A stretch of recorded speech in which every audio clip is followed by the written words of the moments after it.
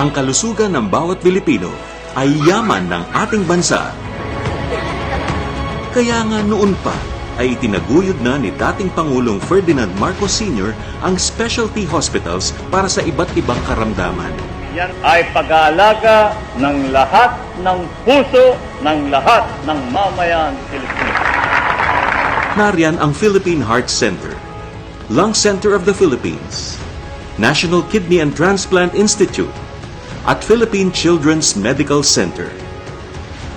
Ang mga pasilidad na ito'y nagpagaling sa milyon-milyong Pinoy na dumanas ng malubhang sakit. Pero sa larangan ng medisina, isang karamdaman ang nananatiling banta sa maraming Pilipino. Yan ang cancer. Para sa isang pasyente, ang madiagnose ng cancer ay katumbas ng unti-unting pagkaupos ng kanilang buhay. Para sa marami, ang cancer ay itinuturing na death sentence.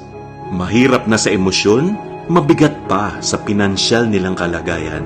Kaya nakakalungkot na maraming may cancer ang sumusuko na lang at naghihintay sa pagpanaw. Ayon sa Philippine Statistics Authority, halos 150,000 Pinoy ang nagkakaroon ng cancer taong-taon. Siyam hanggang 10 Pinoy ang namamatay bawat oras dahil sa cancer. Dahil dito, pumapangalawa na ang cancer sa pangunahing sanhi ng pagkamatay sa bansa. Pero ang cancer ay kayang gamutin kung ito'y agad madidiskubre. Ang hamon ng sakit na cancer sa mga Pilipino ay batid ni Pangulong Ferdinand Bongbong Marcos Jr.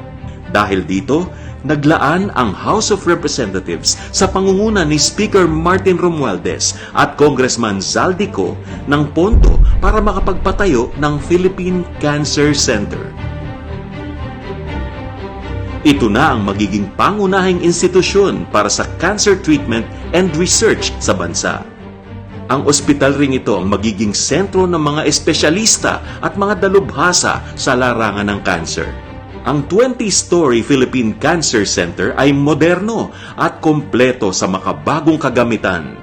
Kabilang dito ang MRI Linear Accelerator Machine, Positron Emission Tomography Scan, Hybrid Operating Room Suites, CyberKnife, Proton Therapy, at mga equipment para sa radiotherapy at surgical procedures.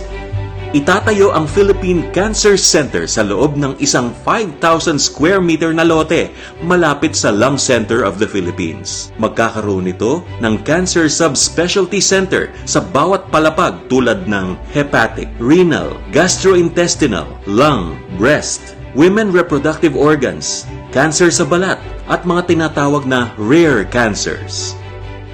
Lalagyan din ito ng halfway house o pansamantalang tirahan ng mga cancer patients at kanilang mga kaanak mula sa probinsya. Magkakaroon din ng dormitoryo para sa mga nurse at doktor na nakatalaga sa naturang ospital. Malaki ang pasasalamat ni Congressman Ko kay Pangulong Ferdinand Bongbong Marcos Jr. at kay Speaker Martin Romualdez dahil sa mabilis na aksyon sa pagpapatayo ng nag-iisa at kauna-unahang Philippine Cancer Center sa bansa.